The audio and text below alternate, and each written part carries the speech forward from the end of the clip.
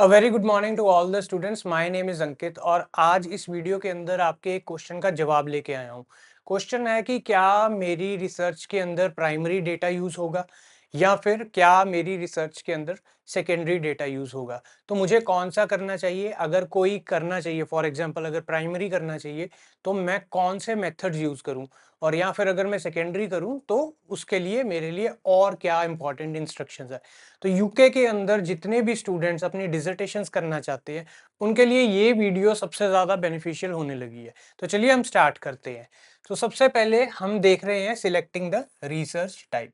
तो यहाँ पे आपके पास दो तरह की रिसर्च के नाम लिए जाते हैं। One is the empirical and one is using the secondary data. अब एम्पेरिकल वाली रिसर्च कौन सी होती है? एम्पेरिकल वाली रिसर्च होती है जिसके अंदर प्राइमरी रिसर्च डेटा यूज किया जाता है। जैसा कि मैंने अपनी पिछली वीडियो के अंदर आपको बताया था कि प्राइमरी रिसर्च डेटा वो डेटा होता है जो सिर्फ आपके पास है, जो सिर्फ आपने खोजा है।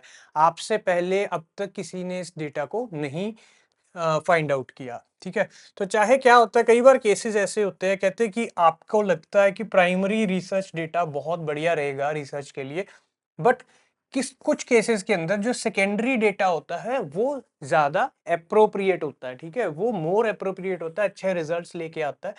एंड ये जो चीज है, ये आपका, आप कैसे डिसाइड करोगे? आपका टॉपिक बताएगा ये। एंड सेकेंडली आपने इस टॉपिक को लेके अपने सुपरवाइजर के साथ जो पहली मीटिंग करनी है, द फर्स्ट मीटिंग, ठीक है जी। तो हम अगर बात करें कि कौन सी मीटिंग, तो फर्स्ट मीटिंग के अंदर आपने अपने सुपरवाइजर से यही डिस्कस करना है कि मैं कौन सा टाइप फॉलो करूं, प्राइमरी रखूं अपने रिसर्च डाटा को या फिर सेकेंडरी सोर्सेज से कलेक्ट करूं। और इन फ्यूचर क्या ये, अगर मैं सेकेंडरी कर रहा हूं तो क्या ये प्राइमरी में अंदर आगे कहीं जा सकता है? क्या कुछ ऐसा हो सकता है, कहीं कोई मिक्स अप्रोच तो नहीं बन सकती इस टॉपिक के रिलेटेड? तो ये चीज बहुत इंपॉर्टेंट है। तो यहाँ पे जैसे हमने बता दिया, रिसर्च टाइप है तो ये दो मेन कैटेगरीज के अंदर डिवाइड हो जाती है। अब हम देखते हैं प्राइमरी डेटा रिसर्च। सो इंपीरिकल रिसर्च की अगर हम बात करें तो ये कब अप्रोप्रिएट है? ठीक है जी। इसके लिए अगर मान लीजिए फॉर एग्जांपल आपकी डिस्कशन हुई, आपके टॉपिक के अकॉर्डिंग वो फाइनलाइज कर दिया कि आप प्राइमरी डेटा को लेकर रिसर्च करेंगे, तो उसके अंदर कौन से मेथड्स हैं? So the first method is interviews. तो इंटरव्यू किसके साथ आप करोगे? किसी भी ऑर्गेनाइजेशन के की इंडिविजुअल्स। सो की इंडिविजुअल्स मतलब important people, those who are related to your topic. तो यहाँ पे आपने इस चीज का ध्यान रखना है। कई बार आपकी फर्स्ट मीटिंग होती है आपके सुपरवाइजर के साथ, और मीटिंग के बाद आपको पता लगता है कि आपके सुपरवाइजर बोलते हैं कि आपने जो की इंडिविजुअल्स बताए हैं या नहीं बताए, अगर नहीं बताए तो रहने दो, अगर बताए हैं तो वो बोल देते हैं कि ये की इंडिविजुअल्स को आप कैसे रीच करोगे, ये इंडिविजुअल्स तो आपने रॉन्ग बता दिए, इसको ठीक करने की जरूरत है। और यहाँ पे आप जाते हो फर्स्ट, क्योंकि आपने अपना रिसर्च प्रपोजल बना के दे दिया और अब आप कंफ्यूज हो जाते हो कि मैं नेक्स्ट क्या करूं। तो यहाँ पे अगर आपको ऐसी कोई प्रॉब्लम फेस हो रही है तो आप हमसे one on one consultation book करवा सकते हैं। So next method is the focus group. अब फोकस ग्रुप कौन सा होना चाहिए, कहाँ से आपने ढूंढना है, कितने साइज का होना चाहिए, उसके पार्टिसिपेंट्स कौन होने चाहिए, रिस्पोंडेंट्स कौन होने चाहिए, ये भी एक अलग क्वेश्चन बन जाता है। So interviews with executives, employees from several organisations, किस केस के अंदर ये वाली कैटेगरी सही रहेगी? तो यहाँ पे एक और क्वेश्चन बन जाता है। ठीक है।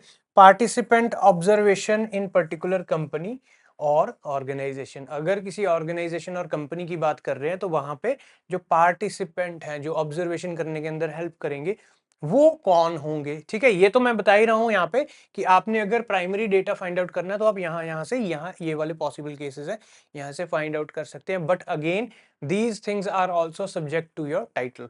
तो आपका जो टाइटल, आपका जो टॉपिक है, आपका जो एरिया ऑफ रिसर्च है, उसके अकॉर्डिंग भी यहाँ पे कुछ चेंजेस आ सकती हैं। A questionnaire survey of relevant people either within the organization और several organizations। तो यहाँ पे एक चीज आपको और समझ आ गई कि जो आप सर्वे कंडक्ट करना चाहते हैं, अगर सर्वे आपने चूज किया as a primary data find करने के लिए, ये आपने टेक्निक ऑप्ट की है, तो वहां पे जो लोग हैं वो with in the organisation and from other organisation can also be there. But again इसके लिए भी आपको डिस्कशन करनी पड़ेगी अपने सुपरवाइजर के साथ, और आपको पता लगेगा कि वहां पे कौन सी ऑप्शन ज्यादा सूटेबल है। और एक ऑप्शन यहाँ पे और निकल के आती है, a questionnaire survey of consumers individuals householders. ठीक है ना, तो जो कंज्यूमर हैं या फिर जो इंडिविजुअल्स हैं, वो हाउस होल्डर्स हैं, उनके साथ आप क्या करेंगे, क्वेश्चनेयर कंडक्ट करेंगे। तो ये सारे different type of primary data को रिसर्च करने के लिए हमने मेथड्स बता दिए, टेक्निक्स बता दिए। इसके बाद हम मूव करते हैं सेकेंडरी के लिए।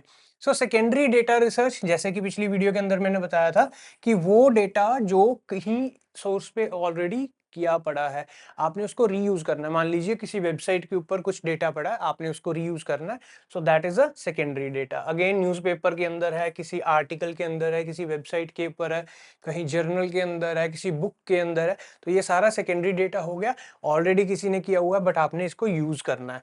So if secondary research is thought more appropriate, this would include an analysis of the relevant archival data, and the methodology used may include collection of both qualitative and quantitative data.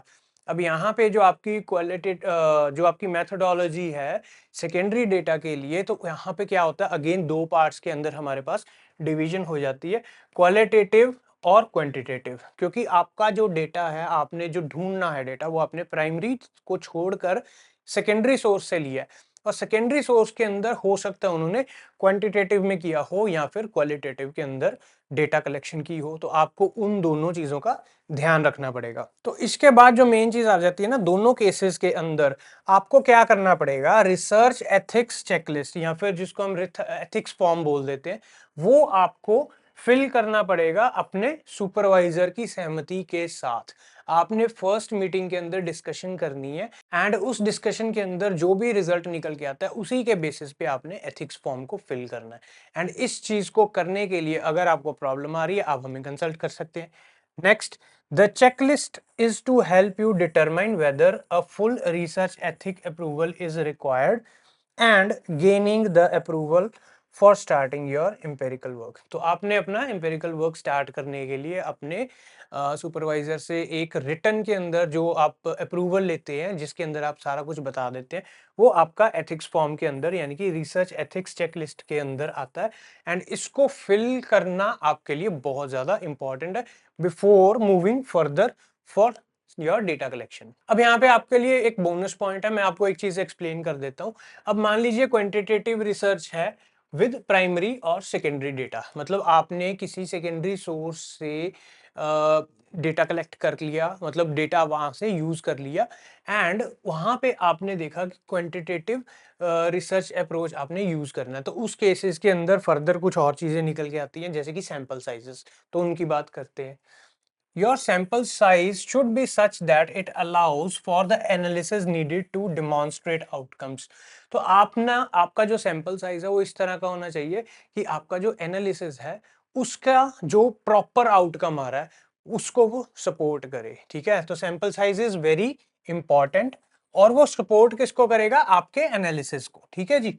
Next, appropriate for the post grade level of a work you are undertaking. तो मतलब आपका जो post graduate level का काम है उसको जो आपने करना है, उसके लिए ये सैंपल साइज अप्रोप्रिएट होना चाहिए।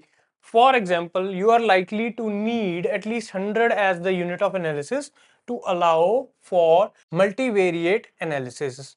अगर आपने मल्टीवेरिएट एनालिसिस करना है, मतलब एक से ज्यादा, मोर देन वन वेरिएबल। ठीक है जी, सो वन वेरिएबल प्लस लिख देते हैं।